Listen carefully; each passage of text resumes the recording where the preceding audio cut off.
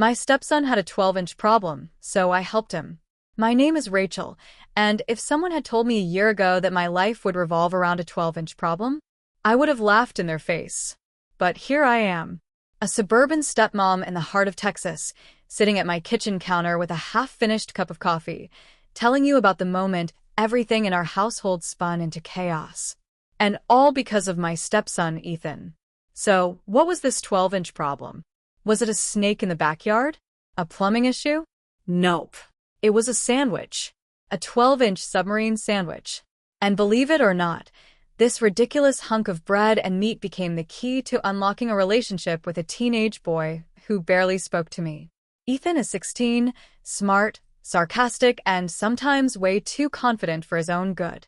He's my husband David's son from his first marriage, and ever since he started spending more time at our house, I've been learning how complicated and hilarious being a stepmom can be.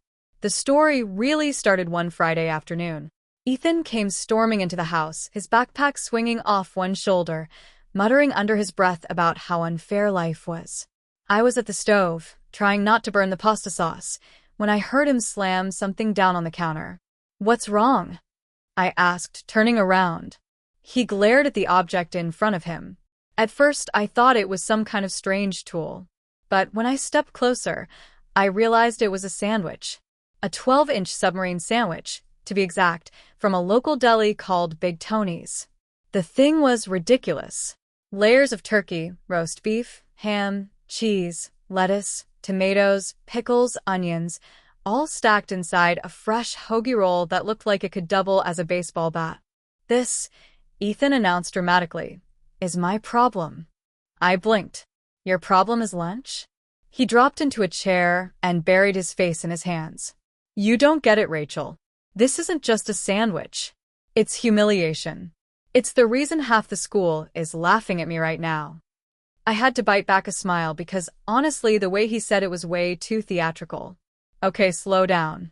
Tell me what happened." Apparently, Ethan's friends had dared him to take on Big Tony's Titan Challenge, finish one of their giant 12-inch subs in under 15 minutes, and get your picture on the Wall of Fame. No big deal, right? Except Ethan had bragged all week that he'd crushed the challenge, that it would be easy, that he was basically the king of sandwiches. Well, he didn't. He barely made it halfway through before giving up, and his friends recorded the whole disaster on their phones. By lunchtime, the video had spread around school. "They're calling me Tiny Bite Ethan," he groaned. Even Coach made a joke about it during practice. "I'll never live this down."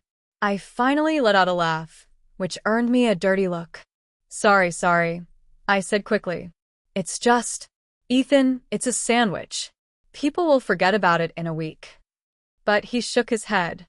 "No, you don't understand. This is high school. People never forget.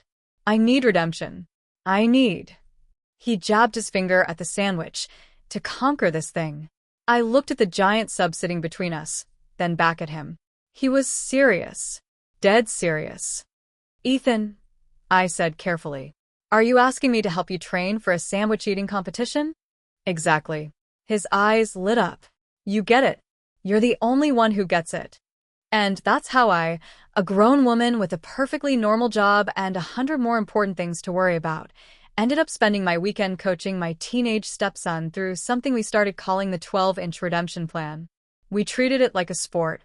David, my husband, thought we were both ridiculous. But even he couldn't help laughing when he saw Ethan timing himself with a stopwatch, practicing how to strategically layer bites like a pro eater. I bought smaller subs from the deli to help him build endurance, while Ethan kept a notebook tracking his progress. It wasn't just about the sandwich anymore.